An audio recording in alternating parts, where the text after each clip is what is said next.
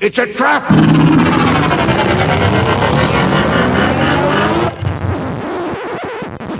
Oh, I'm sorry. Did I break your concentration?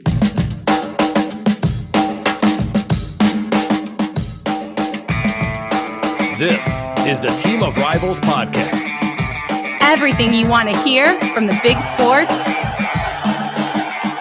to the big screen. He's all by himself, fires into the end zone. Caught! Touchdown! No! On into the windup in his first offering. Just a bit outside. He tried the corner and missed. He doesn't like you. I don't like you either. Time winding down. Michael for three. Yeah! Yes! She is gone! I don't believe what I just saw! Go crazy, folks! Go crazy! You believe in miracles? Yes!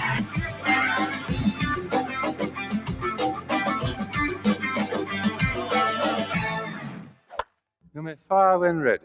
What?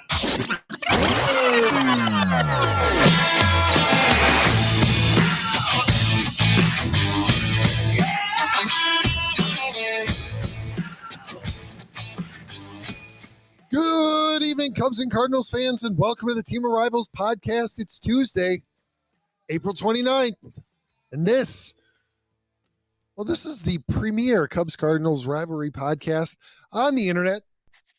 And I tell you, along those lines, I don't know. I mean, it's got to end someday, right? But I'm torn with how much I want this run by Carson Kelly to continue. One, because obviously it helps the Cubs, but two, because I mean, if he just continues to go off like this, it's just got to torment the Cardinals fans who are watching it happen while they struggle to replace Yachty. No. Anyway, you can follow us on social media at Team of Rivals Pod. For those of you who prefer to watch the show, we also live stream on X, YouTube, Facebook, and Rumble, just like we're doing now. So hit the like and subscribe buttons and be sure notifications are on so that you know anytime we post new content. Joining me for this week's show, co-founder of TOR and number 171 in the 2024 edition of C70's Top Cards on Twitter, Ron Nuttall, and permanent occasional guest host, Elliot Dewey. In case you're wondering why Elliot is not here, Ron, I mean, obviously, you know, but I'm going to go ahead. I'm not going to bring it up on screen. I'm not going to embarrass him with it, but I will read the show chat for everybody for why Elliot said that he was going to be late. He's just waiting for his cousin to stop by to help mount his TV. He said that it's pretty big. So he's waiting for his cousin to help him mount something that's pretty big. It's now 8:57. He said 1 minute. He said 1 minute. He said it should literally take 1 minute to mount. I just can't lift it on my own. Yeah. Well, because it's pretty big. Okay, we definitely established that. What is Elliot mounting? I mean, I think the family comes from Kentucky, so it might track. I think it might. Actually, I don't think it does. I'm just making that part up. But it still tracks. Anyway, he's the big wuss. He couldn't lift the TV up on his own. Exactly. Come on. All right, so all kinds of exciting Cubs. Once again, let me preface this because my audio is going to be terrible, and this is one of my pet peeves. And all I have to do is like buy a road traveling USB mic to get past this. I haven't done it. So I'm on AirPods, and it's going to sound like shit. I'm annoyed, but it just is what it is. I'm traveling. I'm traveling anyway, so no, that's right. You listen for the for the sound quality. You don't listen for the content. No, I turn it on for a few minutes, and I fast forward a little bit to make sure that the audio levels in the car, because I think this is when a lot of people listen to things, is going to sound okay. And I'm in AirPods, so I'm probably, thank God you're recording this one, and hopefully that button's red. That button's red. Okay, the button's red. You're going to be editing it and putting it out, so I don't have to go back and listen. Editing it and putting it out. So I don't have to go back and listen to it, which is a plus. That's right. There we go. We can Anyway, put that on. Radcast, this is what you signed up right here. I think there were 3 pre-roll ads last week. It did. I think it extended to about 90 seconds, and it's still a very... Gotta get used to that. I know. I can't wait for the stacks of cash to start rolling in. Oh, yeah. For that protein shake or whatever that was. I know. Hey, listen, Radcast, look, we can do this. All you got to do is send us the copy because, we do the live stream on Rumble and they have campaigns. That's true. I mean, they're putting ads on all the audio feeds. Video doesn't get it. I can read it and tell it, Pete. We did it before. We set each other up for it. We did. We were pretty good at it. 2 locations in Festus and Arnold to serve you. All right. There's all kinds of great news that we could be discussing about the Cubs. But I'm not going to do that to you. No, we should. Oh, no, okay, we shouldn't because we want Elliot here because Elliot and I are going to be irrationally exuberant. And I want Elliot here so that you can make fun of us and so that you can tell us that it's too early. Well, I tell you what, what's the game count at this point? I mean, we're getting kind of close-ish to that. Yeah, and the Cubs just wrapped up their difficult stretch, right? This is what we were talking about as the kind of the marker for the Cubs, and I think that a lot of Cubs fans would have been very happy to have been 500 at this point. So for them to be 6 games over 500, finally starting their games in the NL Central, I think Cubs fans are ecstatic. I certainly hope. I mean, after playing, we discussed it last week. After having played their complete season series with the Dodgers, the Padres, the Diamondbacks, you would have been happy to get out of there 3 games out of first, right? Sure, yeah. You get done with that, right? So the Cubs have opened the season with the toughest stretch of baseball in the majors this year, and now they have the easiest remaining schedule. And out of the Central teams or out of the NL, in baseball? In baseball. Yeah. Now, here's the thing. Here's the funny thing, right? Like, here's one thing you got to be mindful of. Again, I normally wait for Elliot to be on here, warn him of this, but the Cubs have had tough competition early in the season here. And we're about the 30-ish game mark. Right. Yep. 30 was close, tonight for the Cubs. Close, but I'm going to stick to my word because I've been doing that lately. Much better at it. 40 games is when I'll make an assessment. Right. Okay. They have had tough competition up early on. This is a team that I'm not sure what kind of expectations really that the Cubs had on themselves. I think the fans were kind of like middle of the road, kind of like you, like, hey, this could be a good year. This could be a shitty year. We don't know. It might be one of those tweeners where, we let Milwaukee win the division again, and we're happy with staying in contention. So it could have ended up, I think that's probably, correct me if I'm wrong, I think that's where you were at. Yep. Well, and I alluded to it when I texted you guys earlier this week. And of course the Cubs proceeded to drop 2 games immediately after I said it to the Phillies. But yeah, this team is giving me 2015 vibes. And notice I didn't say 2016 vibes. They're giving me 2015 vibes, right? That feeling of they may be better than I thought they were going to be. That is an important thing to establish because you're right. It's 2 way different things from 2015 to 16. I think I noticed it before you 2 did in 2014. They were starting to show signs. I saw the signs when they played the Cardinals late in 2014. I'm like, oh shit, this doesn't look like a Cubs team that is next year. We're going to be able to just roll out the red carpet, right? Like I think this is going to be a pretty tough crew. So the point I was making was you go back and you go, okay, tough competition early on. Expectations, not really sure what they had of themselves, but they have played good. Do you think there is a risk of, okay, rest of the schedule maybe soft compared to most teams? Are the Cubs at risk of playing down to that level by mistake? Right. Because sometimes that happens, right? Like I see it all the way down into the little league levels where players sometimes play to the level of competition they're playing instead of like amping it up against teams like the Dodgers. And I think that's actually a really good thing that happens to the Cubs in terms of the schedule this year is that they had to play the Dodgers so early. Right. You have to you have to step it up to play a team like that. And so just what you wanted to see tonight, opening against the Pirates. They won 9-0. Like they took it to the Pirates, and that's what you want to see, right? That's not something that the Cubs would have done last year. They would have won this game 3-0, maybe, right? I was going to say a 4-1 win is what you expect to do to the Pirates. Right. You said 3-0 is still a 3-run differential, so I think we're right on. Right, but if you're going to be a good team, then you should pour it on against bad teams so that it's not stressful, right? So that you don't have to go to your high leverage guys in the bullpen, so that you can sit your all-star right fielder the last 2 innings. And if you talk to any athlete, I mean, it's just really hard to, when you're playing the best in the league or what's perceived as the best team by far, and that would be the Dodgers, right? I don't think any of us could argue that. I don't care what player you are or how you show up consistently every day, or you compete hard no matter what. Like, you can't. There is a hidden gear sometimes in people when you're playing the best, right? And there's also a hidden gear that you just roll over because you feel like you have no chance anyway. So let's do the minimum to not embarrass ourselves, but let's just get through this. That's a mindset too, and you see sometimes teams or players take it either way. But I think the Cubs have done it the right way early on, and they have rose to the level of competition.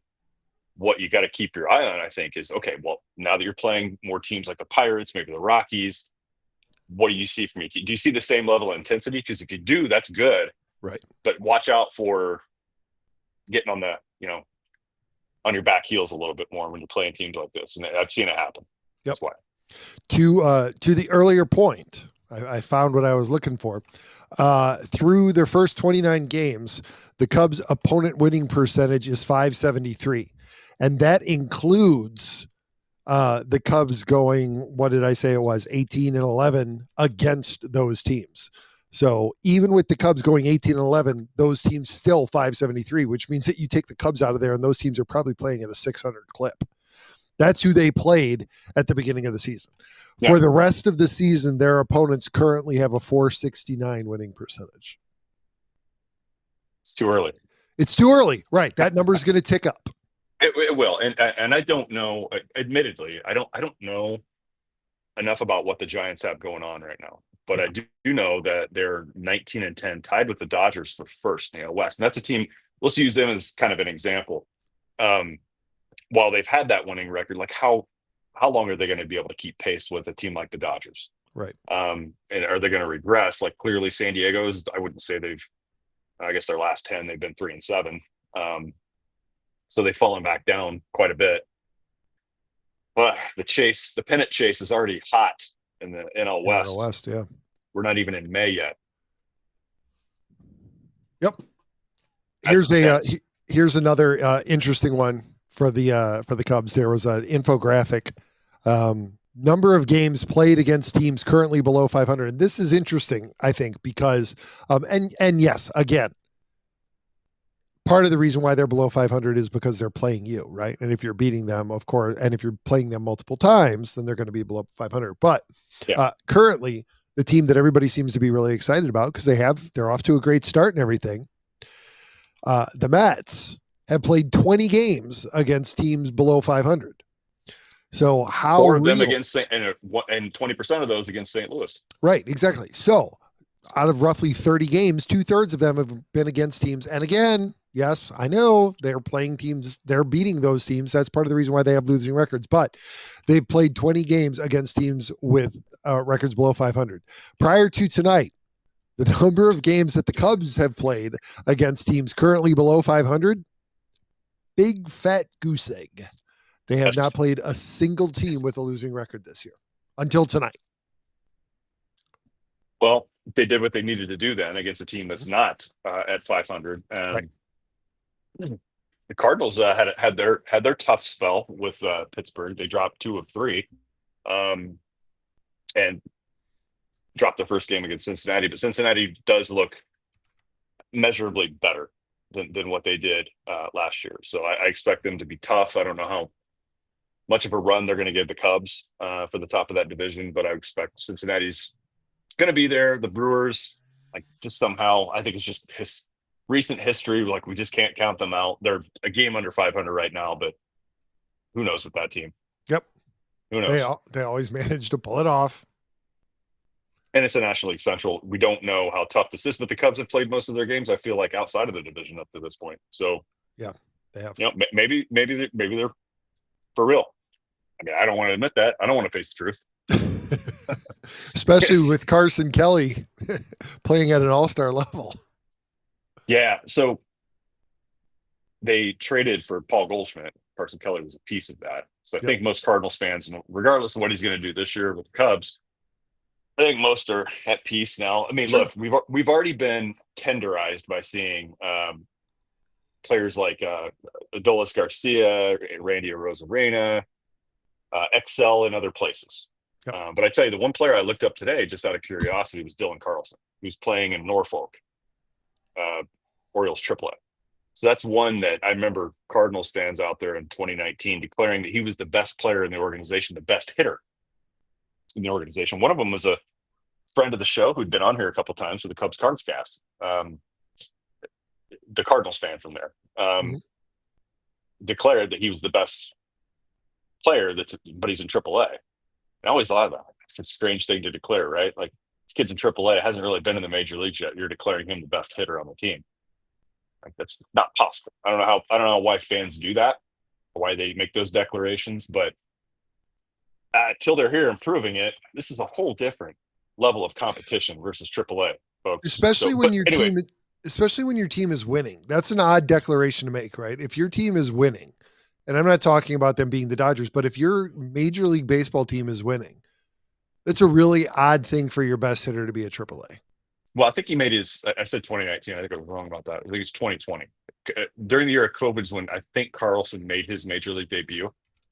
And then kind of had to make his debut again in 2021, because now you're in front of fans. In 2020, you weren't, which is what a strange time to make your debut, right? In an empty stadium. I mean, you're facing the competition. You have the TV camera on you, but what's it like debuting there versus, anyway, it's a whole different topic. But anyway, yeah, he's bounced from the Major League roster. He's only appeared in like 9 games this year for the Orioles. So, Cardinals fans, don't fall in love with your prospects. That's something I think we've learned our lesson by now from that kind of thing. But and the reason I think that Carson Kelly sticks in my mind is because I remember there being a lot of angst surrounding him, right? Because he was supposed to learn behind Yachty, and then he was going to be the next man up. And my recollection is his departure was not clean. Like, I wouldn't say he had a bad breakup, but it felt like there was a bad taste in his mouth. And I kind of had a recollection that there was almost a good riddance attitude of some Cardinals fans when he was traded. I think that was probably more so on the organization's part, and not necessarily the fans, because you had that group of fans, the loudest on social media, which are just a minority of total fans, right? And they're not a good representation of how the fan base thinks about any sport, any team. You can apply it to anything. But there was this ageism thing with young Cardinals fans and Yachty, because he was in his late 30s or mid 30s. And there was just this kind of thing where, well, now we got a 20-something that's in AAA. He should be playing, not this 35-year-old. I think you had a lot of that going on with Cardinals fans, not so much with maybe the organization. So I think that's probably what we're recalling a little bit in the back of our minds. But I think it was that. In Cardinals Twitter at the time, now X, has always defaulted to, hey, the next guy down there's the savior. Yeah. Not the veteran you have here. And that's been their way of thinking all along. I mean, I've seen the swear to God, Andrew Kisner's the best available catcher we have, and he's in AAA when you still had Molina on the major league roster. Yeah, it's like, it's just like when who was it? Somebody from the Packers said the Bears are a worse team with Urlacher on the field. Like, that's just fuck out of here. Like, it just. But that's what you're going to have. You're going to have with fans. They want to see their generation of players playing. They don't want to see their older brother or uncle's generation of player playing. And I think that's kind of the thing we experience there. We're gonna see it till we die, Pete. Well, yeah. And we're kind of those guys. Like the original trilogy was the best. Well, it was. Well, that's factual. As evidenced by the fact that it drew, what was it, $42 million? Revenge of the, not even the original trilogy, but Revenge of the Sith. 20-year-old movie. 20-year-old movie drew $42 million. Disney, are you paying attention? No. No, you're not. No. All right. How much does Snow White draw in the same weekend? Is Snow White still in theaters? It might not be. It might not be. All right, Ron. We alluded to it. We talked about it. You don't want to. No. Hey, look, Walt Jocketty passed. Most closely connected with the Cardinals. I think it's safe to say largely responsible for the Cardinals' last run of success up to and including the World Series that he was no longer a part of the organization with. And while I was doing my research before the show, he won the World Series in 2006, and DeWitt sent him packing in 2007. That's correct. So I know it's confusing. It's confusing as shit when you're looking at it on the outside, right? You're like, how does that make sense at all? Walt Jocketty, I believe, memory might not be perfect here, but I think he joined the organization in '94. The DeWitts took it over somewhere in 1995, and he was an integral part in transforming that organization instantly.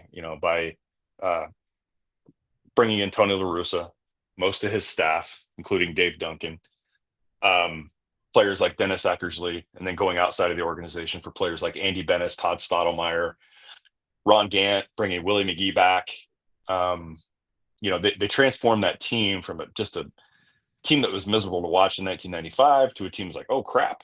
1996, they won the division that year, Central, and made it all the way to the NLCS, actually up 3-1 on the Braves in 1996, and then, lost it. Gary Gaetti was on that team too. So they instantly transformed the team, and he was integral in that part. But it didn't stop there. 1997 wasn't a great year. They regressed a little bit, but partway through the year in 1997, what made up for that is that he brought in a pretty big name, Mark McGwire, into the Cardinals organization. And I think things kind of took off from there. Of course, they didn't make the playoffs in 98 or 99, but they eventually did again in 2000. So it was another transformative year. Oh, by the way, they brought in Cardinals legend Sean Dunston over those years. I tell you what, he was a fun player to watch, right? On the Cardinals. He just was. And he wasn't anybody, but again, it was that period of time where you didn't rely on a player to be a cornerstone. You just needed him to be a role player. And Sean Dunston was excellent with the Cardinals for a couple of years. I loved it. And it wasn't even a FU Cubs fans because we got your old shortstop playing right field. He was just really good. Yeah. And you guys really never got to experience him as a shortstop. I tell you, as a Cubs fan, I did though, Pete. I watched him all those years on WGN because I had access to more Cubs games than I did Cardinals games. So I saw what a highlight, man! When it was going to be a bang bang play and Sean uncorked that arm. Oh my God! And I would tell Cardinals fans, as much as impressed as you are with Mason Wynn's arm from short to first, Sean Dunston was every bit as electric with his arm at shortstop. If they only had analytics back then, I can only imagine what he was uncorking from short back in those days. Right, or Jose Canseco's bat speed when he was on max steroid. Right, that would have been impressive too. Eric Davis is another addition during those years. Walt Jocketty had a knack for players, attitude, fit within an organization, how well they would mesh with a Tony La Russa run team. And so he would bring in these guys with veterans, not be afraid to bring in veterans with personality and the know-how to win. Guys who had been there, done that, could really kind of train or teach that next generation of players. And I think Jocketty understood that very well. It came with a cost to the minor league system. You could definitely make that argument. The Cardinals minor league system during those years, probably wasn't in the top half of the league. He wasn't afraid to pull the trigger on a trade. Wasn't afraid to trade prospects away. It's a different game then, I understand, than it is now. But in 2000 was another huge transformative year because whatever they had tried to do, whatever they did in 96, it didn't really work in 97, 98, 99. Edgar Renteria was another acquisition. But in 2000, I think a really big move was made. So 2000, I was on ship, man. I read this shit from a batch of newspapers my dad sent to me. But going into 2000 was another transformative year. You know, some guys left the team. They brought in players like Dave Veers, closer, had been with Colorado. Darryl Kyle, pitcher that had been with Colorado. Fernando Vina, second baseman who had been with the Brewers. Andy Bennis, they brought back. He had left the team, but they brought him back. And so 2000 was an electric year. And then my favorite move, maybe ever, that the Cardinals have ever made at the trade deadline, Will Clark joined the team that July. You know, my favorite player growing up by far. And, you know, it was things like that Jockey was able to do. Like, he just kind of had a feel, and it wasn't analytics at that point in time. It was player history, success, known entities, but winning personalities, dominant personalities that he could bring into the organization. And he wasn't afraid to do that. So 2000 was a fun year. And then you fast forward 2001, they still won the division, but they hadn't made a lot of moves. 2002, they brought in Chuck Finley mid-year for a little bit of a run there. And then 2003 wasn't a great year. 2004, another transformative year that they've done. He had 3 occasions where he really flipped this team over. And I think 2004 was another one going into 2004.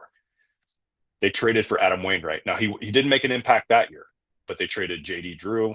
Yeah, they did. They traded J.D. Drew, got Ray King, Jason Marquis, and then this throw-in, Adam Wainwright, right, on a trade where they sent a few guys over to Atlanta.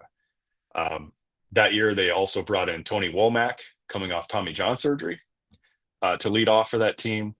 Traded midseason for Larry Walker, just a little name, you know, in case anybody was wondering, Hall of Famer.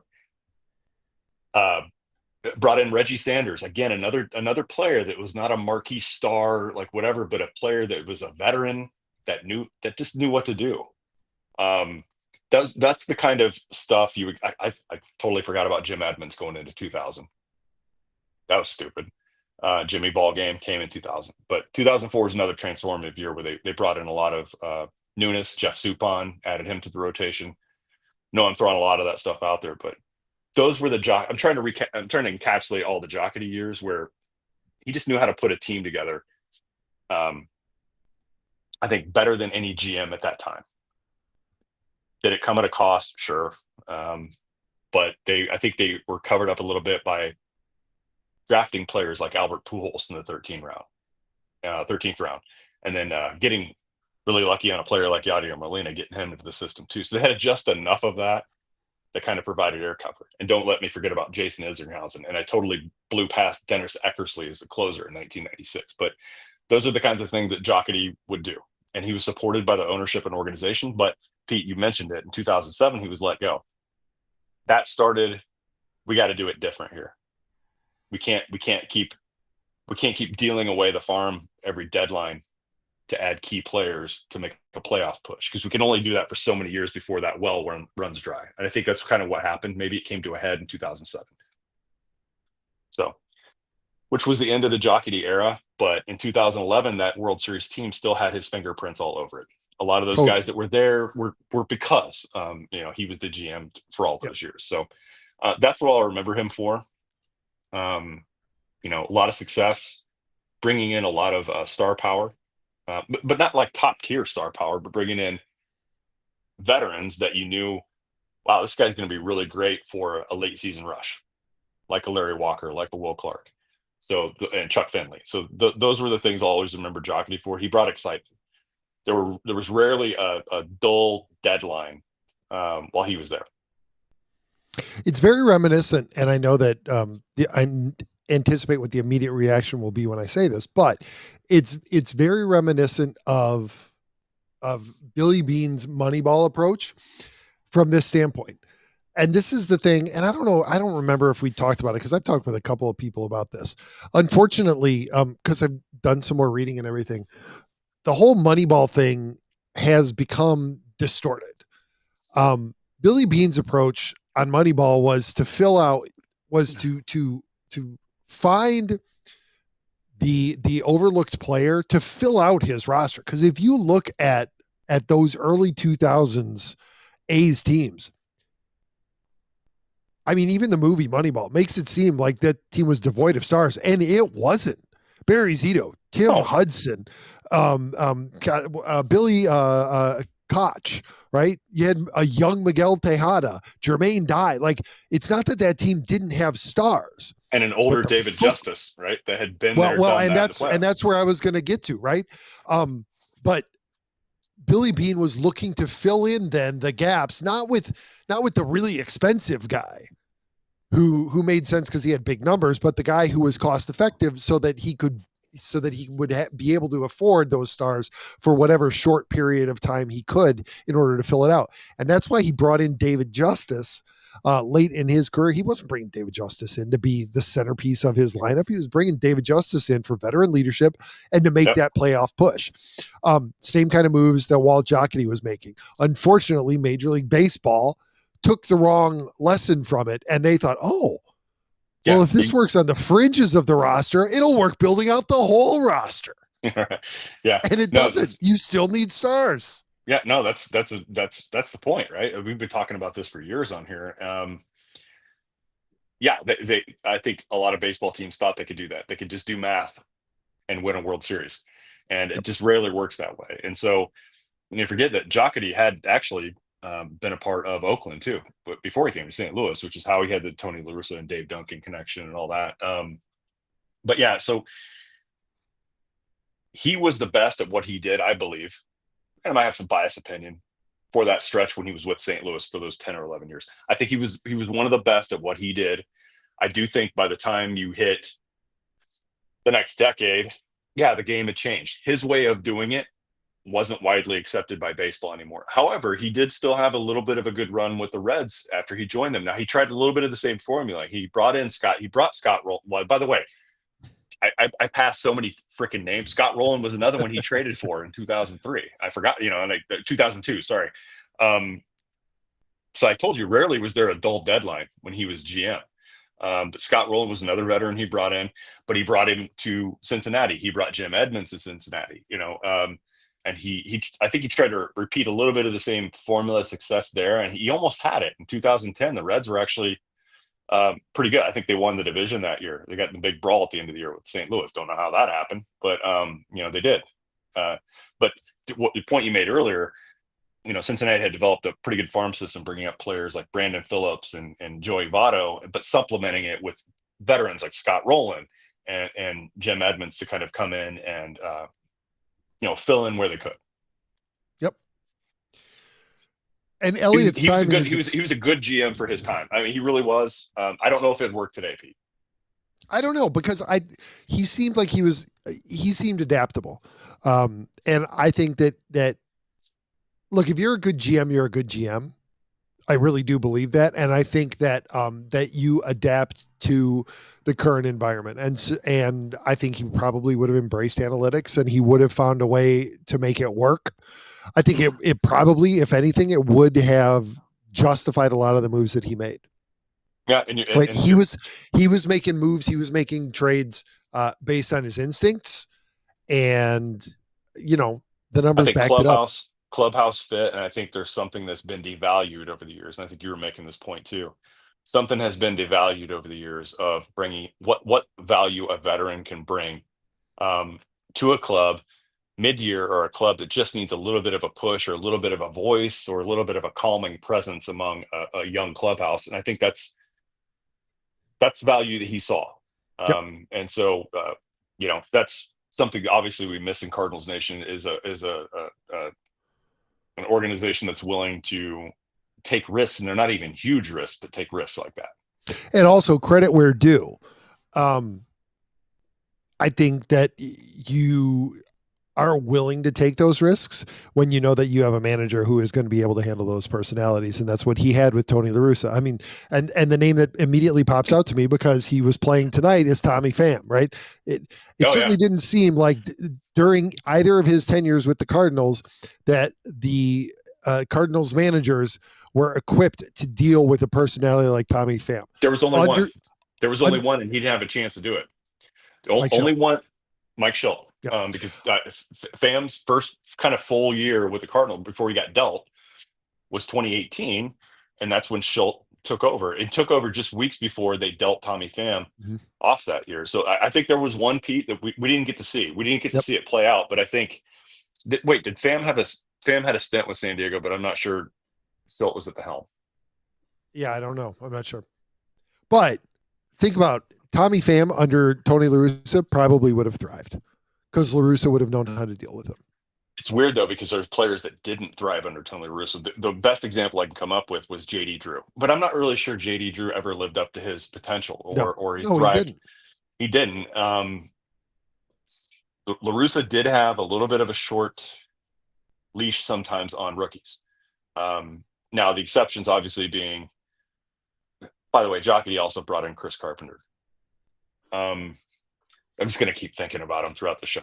In fact, when you guys are exclusively talking about the Cubs, I'm going to throw out another Cardinal that he acquired that did well for them. And you're going to hear it. Me blurt out the name. You guys just keep going. Sounds good. But yeah, so that's an excellent point. Like, you can do that kind of stuff when you know you have a manager that can handle that, and a manager that won't tolerate players that aren't playing to their potential. And they got lucky with players like Albert Pujols and Yachty, who didn't need a lot of that.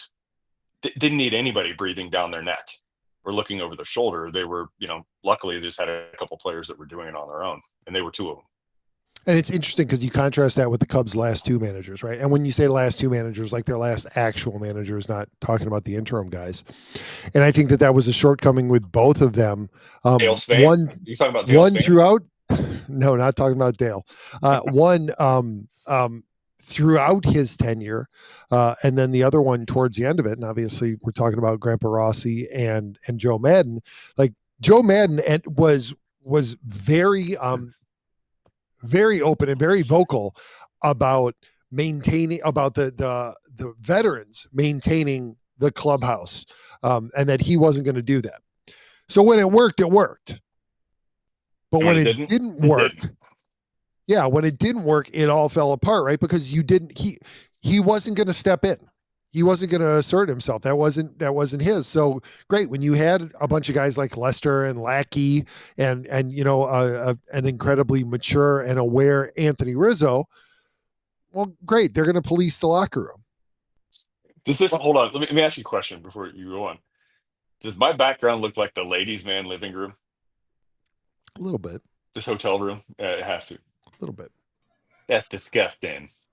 But then, and then you go to David Ross, who was going to be all of his players' buddies, but he wasn't going to lay down the law. He had no time for rookies, right? And you contrast that with Craig Counsell, who tonight Cubs were facing a lefty on the mound, and Justin Turner has not been performing this year. And while we may think it's too early, clearly Craig Counsell doesn't, because Justin Turner grabbed some bench, and despite a 9-0 win, he stayed firmly affixed to that bench tonight. So Justin Turner, why? Okay, this is going to sound really awful of me. Why in my brain have I not processed the entire year that Justin Turner is on the Chicago Cubs? What has happened up here where I haven't acknowledged that, or haven't recognized it, or thought about it? The Cubs haven't played the Cardinals yet. And he hasn't done anything to make Elliot and I scream and yell about it the way that Carson Kelly has. And when you probably have seen him, you see him in the blue and white, and you just automatically think, "Oh, looks like I'm looking at Dodgers." Yeah. Yep. Well, he was with the Red Sox for a little bit last couple of years. Last year. Yep. Yeah. Which is a team I can see Justin Turner wearing that uniform for some reason. Like, seeing a bearded guy in a Boston uniform, long stringy hair, is not a stretch of the imagination. Like, you can imagine that 100%. In fact, if you showed me a picture of Justin Turner's face, what team does he play for? I'd probably say the Red Sox without knowing him. seeing him in a Cubs uniform, although he's worn blue and white before, it's a hard thing for me to visualize. Yep. All right, Elliot. How you feeling? Hey, W tonight. But it was a little odd the way that the offense kind of lulled over the weekend against the Phillies. But yeah, but they won 9-0 against a bad team, which is what they're supposed to do, right? Exactly. And it's what they didn't do last year. They did not beat the bad teams that they were supposed to beat. Tonight, they went off and they scored in ways that they really hadn't been doing most of the year, is just pounding home runs. You know, maybe we'd see a couple here and there, but usually it's doubles and singles, steal a base, get a guy over, get a guy in. But tonight was all about the power. And you love to see it too. And they came this close tonight to having their second cycle of the year. Yeah. Yeah, I mean, you got who hit homers tonight? PCA, Cubs legend Carson Kelly from who is now hitting cleanup. Yep. Is he really? Yeah, he hit cleanup. You didn't mention that. Dansby Swanson got moved to the 8 spot, who's hitting a cool 178, but he did go deep. But he homered. Yep. He homered. Sayas homered. Mm-hmm. I wouldn't worry too much about Dansby. Like, you don't need him to be a cornerstone in the middle of the lineup. You need him to play good defense. Not with this roster. No, yeah, not with this lineup. But with this lineup, you just want him to hit average, hit around 250, 260. Let these other guys handle the bulk of it. And right now, my surprise is PCA. Man, I did not see this coming from him. I mean, now he's 7 home run. He's got 7 home runs. Saya's got 7 home runs. Carson Kelly has 7 home runs. Yeah, 7 home runs. Yeah. Before May.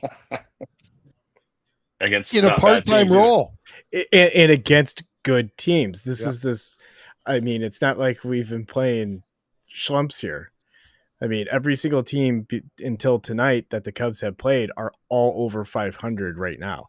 Now, when we were playing the Athletics, they were not, but they are currently above 500. Well, of course they weren't over 500 because the season had just started. Correct. It's too early. It's 10 games too early on average. 10 games too early. But Ron is ready to. Ron did concede that this team does feel like the 2015 squad. 2014. No, 15. I said 2015. I compared it to 2015, right? Because we thought that they were going to be on the come in 2015, but they ended up being better than we expected. Because remember, that was when they knocked the Cardinals out of the playoffs, and they haven't recovered ever since. I was working that night. I didn't remember that. I didn't see it. I just had to remind you, in case you had forgotten, Ron. The Cardinals got knocked out of the playoffs by the Cubs in 2015. Was 2014 where Jake Arrieta, when we played the Pirates, and he texted to the Pirates, it doesn't matter. That was 2015. Was that 2015? Yeah. Okay. Yeah. 2015. But it doesn't matter what you do. But I think, guys, like Pete, I remember texting you during this time. We're texting you. We talked about it on the show in the early years. You guys might be feeling 2015 vibes, but I'm feeling more like 2014 vibes going, okay, I don't know that the Cubs are going to make a deep playoff run and give the Dodgers a run for their money at the end of this year. I don't know that. But I do see a team that has a lot of potential, a lot of youth that can get better. And now that there's that 2014, 2015, 2016 experience and the drop off. No, Ron, you're off by a year. 15, 16, 17, because in 14 they were 73 and 89. But that's not my point. My point is what I saw at the end of that year when they played St. Louis at the end of 2014. St. Louis won the Central Division that year. They were starting to turn it around. I saw a team late in that year like, oh shit, this is not going to be the same Cubs team next year. That's what I saw, and that's the vibes, if any, I get from the Cubs. I'm not saying the Cubs can't win the division this year, but I'm saying the feeling I have is looking up and seeing a team like, oh well, all right, this is one that's going to be coming. Mm-hmm. That's my vibe. And what a crazy year that 2015 year was, right? The Cubs were the second wild card, and they won 97 games. Like, how stacked was the Central Division that year? It's what we're seeing out in the West right now. Yeah, it's what you're right, Elliot. We're seeing it out in the West, but gosh, in the Central that year, it was still. I don't know how did we all rack up like what 18, 19 wins or 38 wins against Cincinnati and 100% Pittsburgh. Pittsburgh. How do we pad that? Yeah, the Brewers went 68 and 94, and the Reds went 64 and 98. So, yeah, some of that's hard to judge, right? When you look at the division, how poor it was. The bottom half of the division wasn't just. They weren't. I felt like they weren't really that competitive either. Yeah. So. Cardinals won 100 games in 2015. You guys, yeah. 198-97. Those were the standings. I think they're several years off from ever repeating that. You think so? Which team, the Cardinals or the Pirates? I don't know at this point. The Pirates can keep drafting high, and it's the Pirates, and they'll still be terrible. All I could think of, obviously, the Major League Baseball media was going nuts this past weekend because Paul Skeens faced the Dodgers. And all I could think of every time that I saw a post about that or a notification or anything was, oh, hey, Paul Skeens is interviewing for his next team. This is nice. True. Because we know he is not staying in Pittsburgh. No. That's inevitable, right? Which is another frustration. Well, especially with Livy as his girlfriend, clearly future wife. There's no way she's going to want to settle down in Pittsburgh. Yeah, there's no way the two of them are settling in Pittsburgh. Like, as soon as he becomes a free agent, he's going out west. 100%. All right, Elliot, tortured you long enough. I waited so that you could be on here, and we're going to start with the bad part first, because the second part is going to rinse our mouths out. Okay. And I think the timing of it is perfectly because we actually talked about this on the podcast 2 weeks ago. And Ron, I don't know if you caught this article in The Athletic last week, but it's funny that you and Braden mentioned it about how terrified you were that Bryce Harper was going to sign with the Cubs when he was a free agent. Did you happen to catch this article? I did. Ron, did you? I heard no. Okay. I know of the article. I know the headline. I know the feelings around it, but no, I did not read it myself. All right, therefore, I'm not going to bark out the headline since I didn't bother. Okay, well, here you go. You're familiar with the content, but still, the opportunity was right there for the Cubs in 2018 following losses in Game 163 and the wild card round. A finish so disappointing that it led Epstein to declare our offense broke. Going into the offseason, they were the number one team on my list, Harper told The Athletic before the start of this weekend's Cubs-Phillies series at Wrigley Field, without a doubt. And here's the kicker. The Cubs never engaged with Harper, though, and they can't go back and undo his 13-year, $330 million contract with the Phillies. Jumping ahead, they talk about Tucker and make the comparison. Harper, has all kinds of nice things to say about him.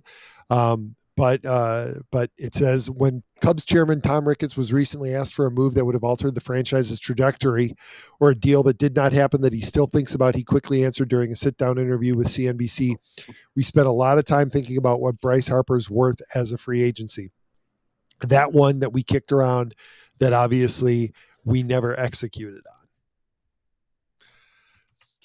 It's just, it's so maddening that really they is. didn't even engage in one of the youngest, best baseball players to hit the market. And he wanted to come to Chicago. Not just that he wanted to come to Chicago, that they were the number one team on his list, which means that if they had made a competitive offer, not even necessarily the best offer, a competitive offer, he probably would have come. Yeah. But it does make you think, and this was the thing that I thought about after reading the article, Elliot, does the 2021 teardown happen? And are we now burdened with the onerous extensions of non-performers Anthony Rizzo, Chris Bryant, and Javier Baez. That's tough to say because a lot of those trades brought in young guys, and maybe Jed still makes some, because he knows he's not going to be able to keep all of them. So maybe he still trades Javi because he sees the decline. I think he still trades Rizzo because he also sees the decline. But that Javi Baez trade brings in PCA, and just God, I mean, just the all the what ifs that you could do. What if we still had Bryce Harper and he's playing first base? You know, as much as I really like Michael Busch and what he's doing right now, you've got, you know, it's saying that everything kind of remains the same, but you have Bryce Harper, then you have Kyle Tucker, and you have Dansby Swanson, and you have PCA in center field, you know, and you've traded Ian Happ. Right. And you don't make that extension to Ian Happ because you made that post Bryce Harper. So you maybe have somebody way better sitting in left field. I mean, yeah, the whatabouts can, and the what ifs can really make you kind of crazy, but it sucks that they didn't even make a qualifying offer to him, being that Chicago is where he wanted to go.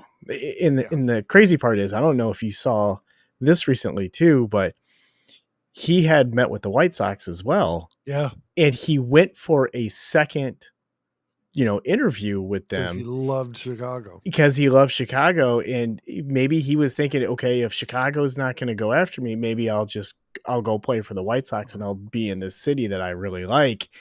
But he said no, because Reinsdorf didn't even show up to the second meeting.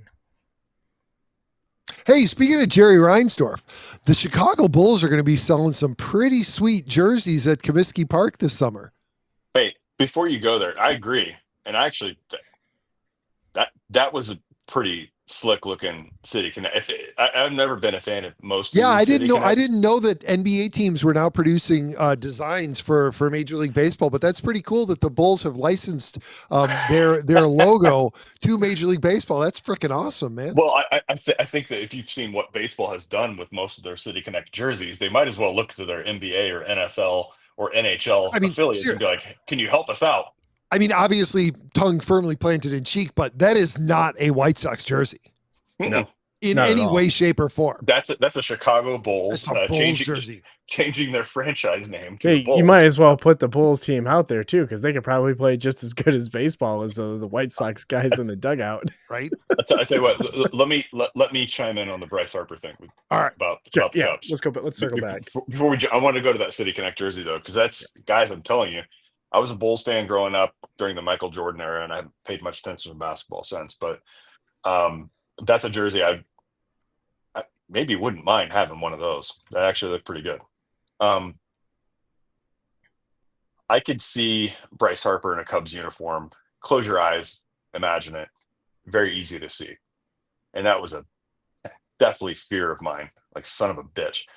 Cubs had been on the run, in 2015, 2016. They made the playoffs a couple years after that. I'm like, this son of a bitch is going to end up in a Cubs uniform. I know it.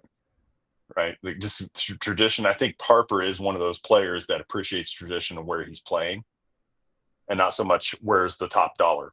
Like, it might be unfair, but Juan Soto went to the highest bidder, not the place he really wanted to play or be. Right?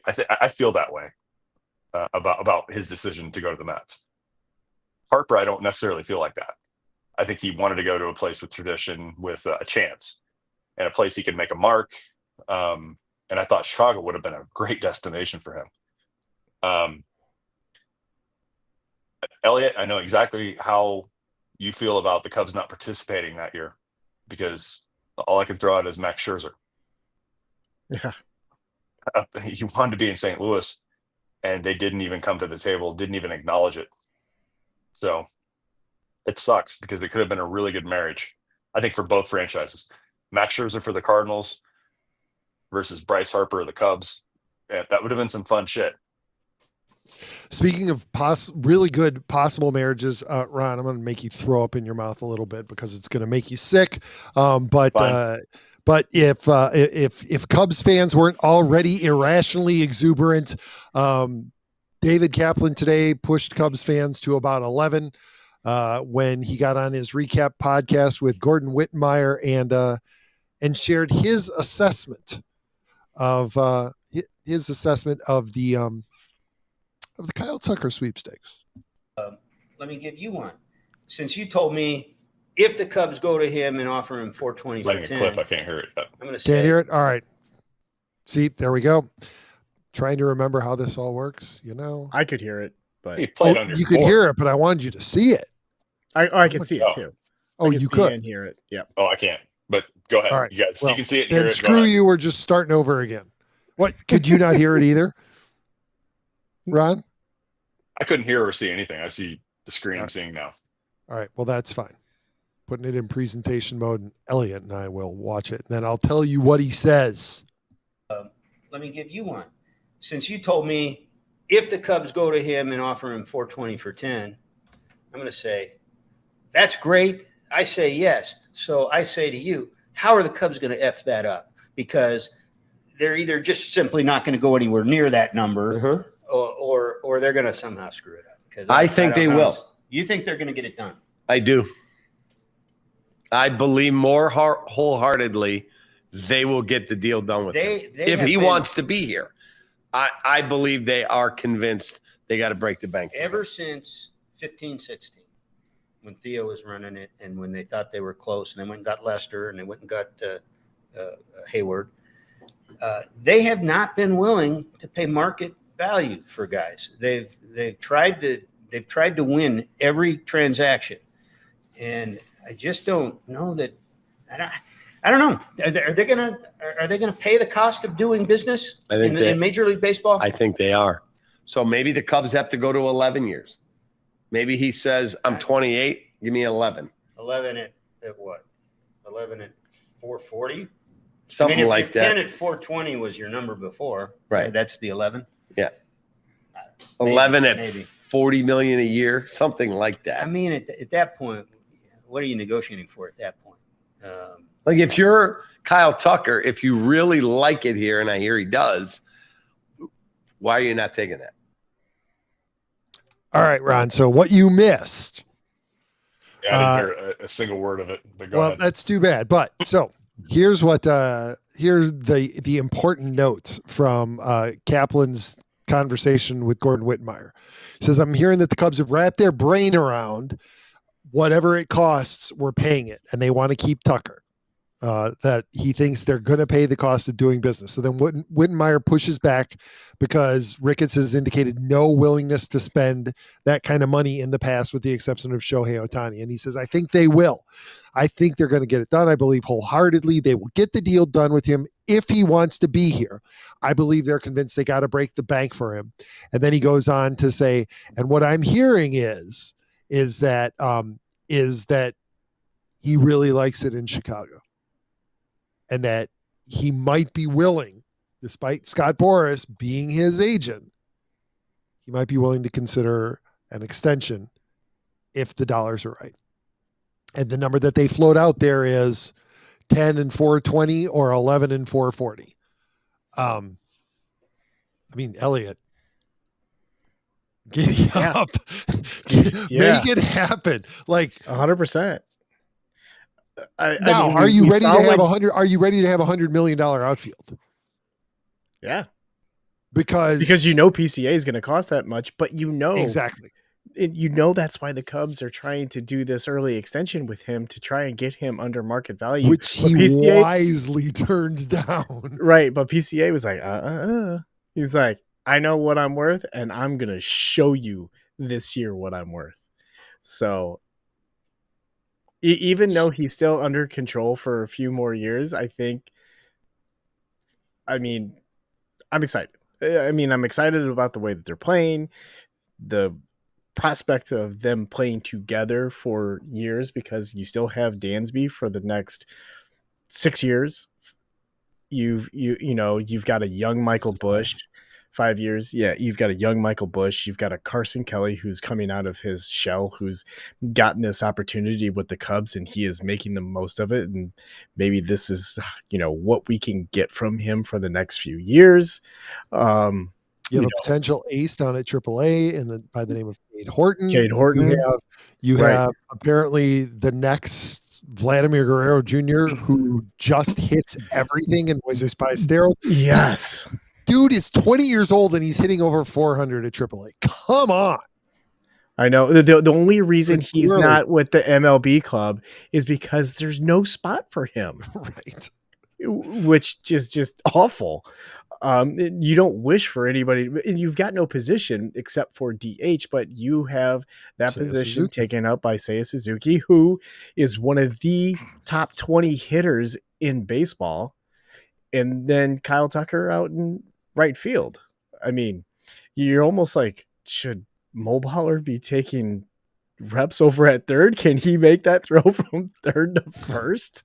I mean, well, it's not that he can make the throw. It's can he reach any balls? Yeah, can he? That he can't fall over and field. So right. And Ron, I know I can see it on your face. You're sitting there listening to this, and I know exactly what's running through Ron's head right now. Pretty much, Ian Happ has the job, and if he gets 500-600 at bats at leadoff this year, he's probably going to lead the game off at least 15 times this year with a home run, and that's just at leadoff.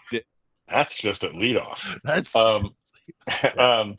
yeah. I'm getting a little sense of that, and Carson Kelly's coming out of his shell at age 30. Yep, which is what he is. No, he's obviously had a huge start to the season. So I can't argue with anything you said there. I mean, who knows what players in the later half of their career. There have been late bloomers before, and we've seen them. They've been particularly as catchers. Justin Turner is one of those that was a late bloomer. Yeah. And he had you would say he's had a pretty more than solid career. I'm trying to think of the guy who came up with Oakland and went to New York and then went to the Braves and went to Toronto, and I can't remember his name. Third baseman too, but I can't remember for some reason. It's escaping me. Donaldson? Josh Donaldson. He was a late bloomer too, I think, in his career. I don't think he was like a star at age 22. It was like later 20s, closer. Well, and look, Yadier Molina was not a very good hitter when he first came up. Right? He developed into it. That's not surprising for catchers, right? Well, catchers' primary focus is on their defense. And it sometimes helps when you have a best friend in Albert Pujols who can, like, you can't. I'm one of those in the camp that if you're a hitter like Albert Pujols, you can't necessarily teach others what you know because it's just innate to you for some reason, and you can't really train anybody with what you know. But I do think, you're right. He became a very serviceable hitter in his career, but never one that was like, he was like an Ozzie Smith. Ozzie Smith developed into a decent offensive player, but was never an all-star. That wouldn't have made him an all-star, wouldn't have won him anything. Yep. You weren't going to count on him. Right. All right. So we're already over an hour.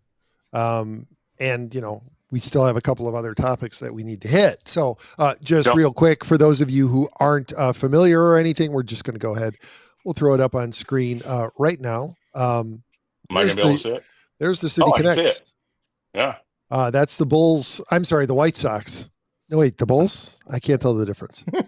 City Connect jerseys for this year. I mean, come on.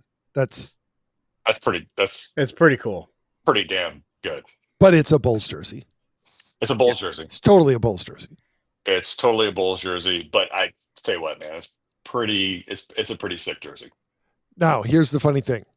My White Sox fan friends hate it. To a man. Hate it. They hate that it doesn't have the Sox logo, which I can't blame them. The Sox logo is pretty damn good. I didn't get that good of a view to it. I couldn't tell if it had the actual Sox logo on it somewhere. And it doesn't have the Sox, not even on the hat. Just the old English Sox. Nope. Doesn't it have the stocking on the shoulder? Yeah, it's got the stocking. Yep. But yeah, it doesn't have the SOX on it. Yeah, so every White Sox fan that I've talked to so far hates it. All right, Ron, you're a man of your word. Yeah, I respect that because you still had to cover a draw. I covered a draw, and so hey, don't talk yet because okay, it's everybody's favorite segment of the week. It's Ron Soccer Minute. I don't know who everybody is, but sure. You put me on solo. Oh, God damn it! It's your soccer You minute. Okay, so City played LAFC. Been a very good team. St. Louis hasn't had a lot of luck against them. So, yes, the game ended in a 2-2 draw. St. Louis had a terrible first half. They didn't have a shot on goal until like over 40 minutes into it. They couldn't develop anything up to the middle of the field. They weren't able to get the ball to any of their playmakers in an effective way, and so it was a dreadful first half. Second half, they came out and not a lot of personnel changes. There was one change in the first half, and that was due to concussion protocol for their. I believe he was playing left wing back at the time, Conrad Wallum, who they acquired in the offseason. But the first half was dreadful, really boring, forgettable. Second half, they came out and they looked a little bit different. They had figured something out, or who knows, had some motivational pep talk in halftime. But they came out, they took the lead 1-0 on a really good upfield turnover play. A great cross from Giannis Horn, who's back in the starting lineup. He'd been out for the last, I think, 3 matches due to a hamstring injury, but he came in and one touch, Cedric Teuchert put it past the goalie, and they were up 1-0. And the way this game was going, you're like, oh my God, this could be a 1-0 game very easily. I didn't mention in the first half, Ben Lunt, who had been filling in for Roman Berkey like the last 6 games because of a broken hand to Berkey, has filled in great. And he stopped Dennis Bouanga, by far the most dangerous player on LA Galaxy. Pretty much the only LAFC player that scored against St. Louis in like the last 3 matches. Had a 1v1. Lunt stopped it with his face, but he got his body in the right position. I mean, he stopped it with his face. You go back and look at it. I mean, he took a full kick off the side of his head, but he stopped it. And but second half, St. Louis took over 1-0. I love how my co-host for At the Park STL put this. LA was controlling possession, and he calls it Rockabye Baby. Rockabye Baby, you just put the defense asleep on the other side. They forgot about number 99, Dennis Bouanga, the most dangerous LAFC player. Cross over in the field. Everybody took their eyes off him, wide open, put it home. Pretty goal, great pass. But the defense kind of like fell asleep at that point. So tied, leveled at 1-1. Then a PK. Again, Dennis Bouanga and in the box, took their eyes off him. Josh Yarrow, the St. Louis defender, committed a penalty inside the box, penalty kick. Penalty kicks, if you guys know anything about soccer, like 9 out of 10 of them score easily, right? It's almost a given. So it's like, shit, LA's going to go up 2-1. The way St. Louis's offense has been going, like, this isn't looking good. Lunt stopped the PK. He guessed right. He dove to his left. Bouanga shot to his right, facing goal, blocked it. Like, oh my God, like surge of energy. St. Louis eventually took the lead 2-1 on a chaotic play in front of the goal. And then in stoppage time, like literally 1 minute of stoppage time left. The one player you can't let it have the ball beat St. Louis and leveled it 2-2 with literally 1 minute left in stoppage time. They should have pulled him down to the field and took a yellow card outside of the box, but they let him take it inside the box. 3 St. Louis defenders. Dennis Bouanga buries it in the top right of the net. I'm like, mother bleep, this is where we're at. This is what happens. So, yeah, it's another draw. It sucked. And by the way, I didn't mention this. St. Louis was down a man in the second half. I think it was about 15 minutes left on a red card. Their middle fielder, Alfredo Morales, got his second yellow card, automatic red card. So St. Louis was down. The game was still tied at that point, 1-1. St. Louis down a man and still scored a goal, which I believe is their first goal they've ever scored down a man in stoppage time. So a good game. I mean, they had a lot of chances. They took as many shots as LA did. but the problem is they only did it in the second half. They didn't do any of it in the first half, and I think that was the difference in the game. They're lucky they didn't lose 3-2 if it wasn't for their goalie, their backup goalie, who's I think filled in admirably for Roman Berkey in the last 6 matches. So yeah, disappointing, but it's a road draw, which is not the worst thing in the world against a pretty good team. So that's where we'll call it. The statistics were the analytics, I should say, were not in City's favor. I think that I saw that LAFC had 69% possession, and the expected goals I think was 3-1. I think it was. So to come out of it with a draw, you got to be kind of feel a little fortunate. But with under a minute left in play, you can't let that happen. 2-1, you can't let that happen. That defensive player needs to commit a foul, even a yellow card, take the guy down to kill the momentum, and you probably win that game. So it's disappointing how it ended. But of course, Josh Yarrow, his body of work for St. Louis has been pretty good. That game, I think he had a bad game against LAFC. All right, we're almost done. We're not going to go into depth on this one. I don't know if you guys happen to catch the comments, but Duke threw a comment on the show late in the show. I don't know if we were off, but he has a request for and he added it back in for this week. He has a request for a new segment, so we're going to give you time to prepare for this one, sir.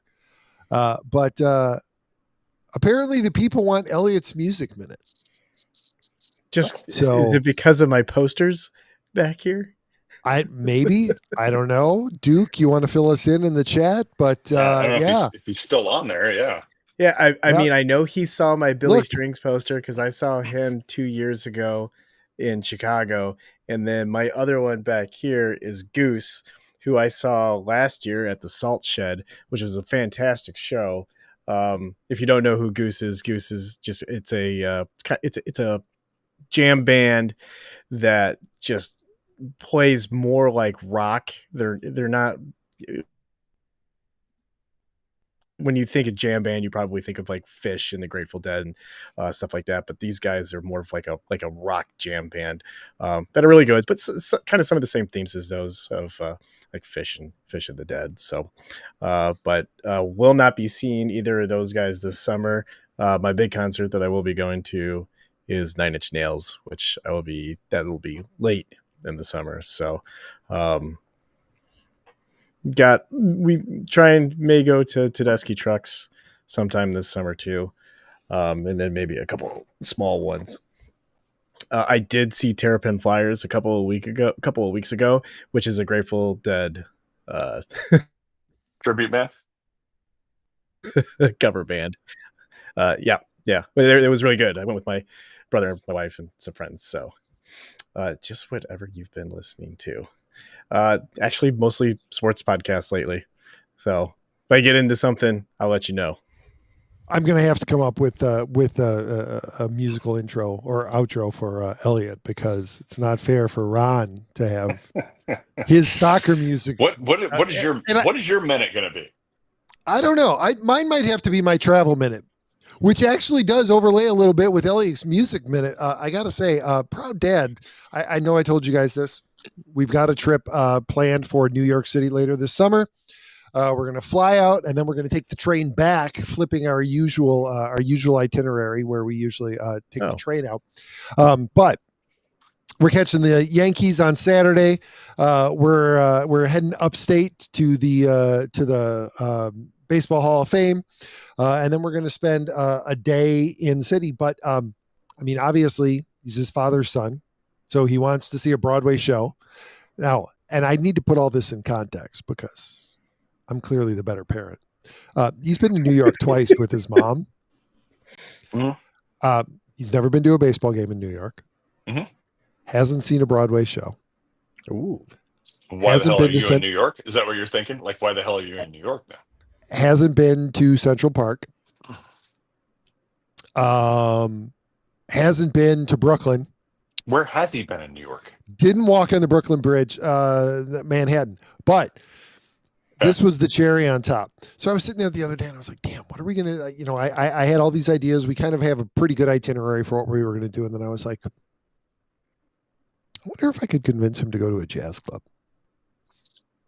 I wonder if I'd be allowed to bring a 12-year-old into a jazz club, because it's not much of an opportunity that you get, obviously, here in the suburbs. And even in Chicago, there aren't a whole lot of jazz clubs. So I did some research.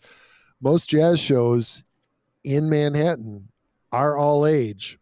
So when he was overnight last night, I turned to the lad and I said, hey, listen, I got an idea for something that we could do on Monday night before we come home. I was like, would you want to go to a jazz club and catch a set? It'd only be an hour. So we could do some sightseeing, then we could catch a jazz set, and then we could go out for dinner. He's like, sounds like fun, Dad. So we're going to go see some jazz in Manhattan. No, that's pretty cool. It's I mean, think of yourself. The first time you saw, you might be familiar with music, you've heard it. It's different when you see people play it and you see them performing it. It is a lot different, right? And so you can get mesmerized by even a I don't know what type of music. It's I'm going to say the wrong word, but even folk music here in North Carolina in Brevard, where we take the kids to summer camp. They spend a week there, but you go see just folk music or anything like that playing, and you're like, seeing it, hearing it, you might not like it when you hear it, but when you see it performed, it is a different experience. Yep. And I think that that's going to be the exciting thing, because he hasn't indicated any interest in jazz yet. I mean, he's only been playing for 3 years. He plays the trombone. But I don't think that he has a whole lot of exposure to it in the school. And, I'm regardless.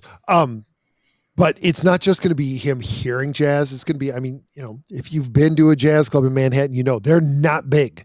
You're close. It doesn't matter if you're in the back of the room, you're close to this thing. Aren't there any? There's none in Chicago. There are, but not along the lines of this. It's far more blues clubs and R&B. Oh yeah. It's more blues. Yeah. So, but yeah, if you want to see jazz, you see it in Manhattan. So I'm excited. We're going to catch a 6:00 show on Monday, July. What is it? Give me the rundown. So you're going to a baseball game in New York? So we're flying in on Friday. We'll get there late afternoon. So we're going to catch a Broadway show that night. What show? I think it's something like The Show That Goes Wrong, something like that. It's a total, like a British slamming doors farce. Saturday we've got tickets to the Yankees game. So we'll probably spend the better part of the day up in the Bronx and in So we get a Yankees game, but since you're a theater guy and you forget that everybody else isn't, what's a slamming door farce? The one that for our listeners. The one that I think that most people would possibly be familiar with is Noise Is Off. It's a comedy that is set largely around. There are usually at least a half dozen doors in the set, and it's all built around miscommunication and misunderstandings, and people thinking that they're going to meet somebody in one door and instead they're in the other door, and the doors are constantly slamming because people are confused and they're looking for people, and it's very high energy and a lot of joke, right? It's like 3 jokes a minute kind of stuff. So he'll be laughing his ass off. He'll be rolling in the aisles. Okay, good. And it's been on Broadway now for 6-7 years. So it must be doing well. It opened on London's West End. So it's established. It's well established on both sides of the pond. So I think he'll be happy. Saturday, it might be well established on both sides of the ponds, but not south or towards the Midwest. So we needed the definition. Thank you for the clarification. You're welcome. Right. So Saturday then we'll head up. We'll wander around the Yankees Hall of Fame. I've already pointed out where Monument Park is. I'm not sure whose bullpen will be over, but we're in the front row, right over one of the bullpens in left center field. Who are the Yankees playing? Who do you think they're playing? We don't go on road trips to see anybody but the Cubs. I thought you said their schedule was getting lighter. That's why I'm surprised.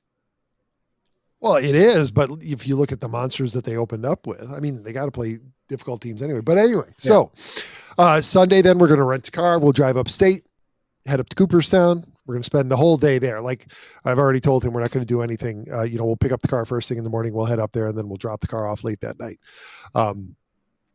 And then Monday we'll do some sightseeing. So probably going to go to the USS Intrepid, so he can get to see a shuttle and an carrier. They've got a bunch of other like military and aero pieces there. And then I don't know, I'm sure you'll want to ride around on the trains a little bit. I want to get over to Brooklyn. Gonna take him to Junior's for some cheesecake, and hopefully the weather is nice and we can meet up with my old friend Monica. Maybe we can walk across on the Brooklyn Bridge. Monica. Yeah, Monica. She's been in Brooklyn now for almost 10 years, I think, maybe. And from Australia was the last stop. No, she's from Indianapolis. No, I'm not saying from Australia, but she had lived. Yeah, she did live in Australia for a decade. And then obviously we'll catch the Jazz Club, and then late afternoon on the following day, on the Tuesday or the Wednesday, we take the train out of Manhattan, the Lakeshore Limited. So we'll head up into the Hudson River Valley and then back along the Great Lakes back into Chicago. Nice. Elliot, you kind of want to go with him, don't you? Like, it sounds like a fantastic trip. Yeah, sounds fun. It should be fun. Thanks for I'm gonna be go because thanks for inviting us. Yeah, you're welcome. I tried to get you guys to meet me out in Sacramento, but pussies. It's gonna be go because the 2 days before that, the Cubs are in Minneapolis. My buddy Anthony, who's been on the podcast a couple of times and who I've talked about, he reached out to me and he was like, "Hey, I'm thinking of taking a road trip." So there are going to be three old guys, one of whom is will be retiring right at that time. We're going to drive up to Minneapolis, catch 2 of the games in the Minneapolis set, and then drive back. We are getting dangerously close to that age. We're traveling to baseball games with people who are retired now. That's right. My God, it's inevitable. It's coming. Yeah, it is. And I know that the 3 of us are going to have to split driving duties because we're at the age now where, falling asleep behind the wheel is a good likelihood. Or just reading a map or recognizing signs. Like it's all started. Everything's starting to fall apart. That's right. Oh man, I've driven my shift. You guys got to take over. Get us. We're in Eau Claire. I know. I'm exhausted. We're in Rockford city limits. What the hell's wrong with you? It's been 90 minutes. Next. All right. Well, unless you guys have anything more to add. One more thing. Duke, go right ahead. One band that I am listening to a lot right now is called Frank Moody. They're out of the UK. If I'm actually waiting for them to come back to the US. It's been 2 years since they've played here. I would love to score some tickets to go see them. If you've never listened to them, check them out. I will say sometimes you see what your kids are listening to, like on, my kids have access to the Amazon Music as well. And it always shows up on most recent listens to on my phone. And I love seeing things like Primus all of a sudden showing up. Ooh, nice. I didn't listen to it. I did not listen to it. And I think it was my 14-year-old who was listening to Primus. So good for him. I mean, good old Jerry was a race car driver. That's a great song. Sailing the Seas of Cheese. That's right. Outstanding. Well, speaking of tickets scored, it's a good thing that we've moved off of our dates because Nick DiPaolo is going to be at Zany's in Rosemont, and I scored a ticket for that. So I am not music, but comedy, and I'm looking forward to busting a gut on May 15th. Well, and if you want some laughs, maybe get a hold of me on Saturday evening as I'm at the Milwaukee Brewers Cubs game. Can you do us a favor and record another short for the you got it. Chicago Cubs peoples? Yes. All right. Yeah. Maybe a post PCA home run. Anything. Yeah. Anything. All right. Well, it's going to be fun. Definitely. If you enjoyed this episode, because I can tell we did, don't forget to leave a comment and subscribe. And if you want to help spread the word, please give us a 5-star review and tell your friends to do the same. We're available on Apple Podcasts, Spotify, and wherever else you listen to podcasts. And we also regularly live stream on X, Rumble, Facebook, and YouTube. You can find Elliot on X at TOR_Elliot. Are you going to give it to us, Ron? No, not this week. No, I'm not. These days. No. You can find Ron on X at the Park STL. And you can also find him at DOR_Ron75. Finally, get us in touch or get in touch with us, either one, on any social media channel at Team Arrivals Pod or by email at teamarrivalspodcast@gmail.com. Boys, this was fun. Enjoyed it. It was. Elliot, thanks for finally joining us. It must have been a heavy TV. He had like to mount it. 175 pounds. And you just wrestled that bitch to the ground, didn't you? It's Wait. 75-pound TV? 175 pounds. Jesus Christ. When did you buy this thing? It's 2001 from Ron? It's one of the ray tube? It's one of the new mini LEDs, so it's got like 4 times as many LED lights inside of it. It's a little bit thicker, but it's, if you know what OLED is, OLED, it's the closest LED TV, the closest you can get to OLED without getting an OLED. So that porn is going to look crystal clear on that. It's going to be fantastic. Can't top that.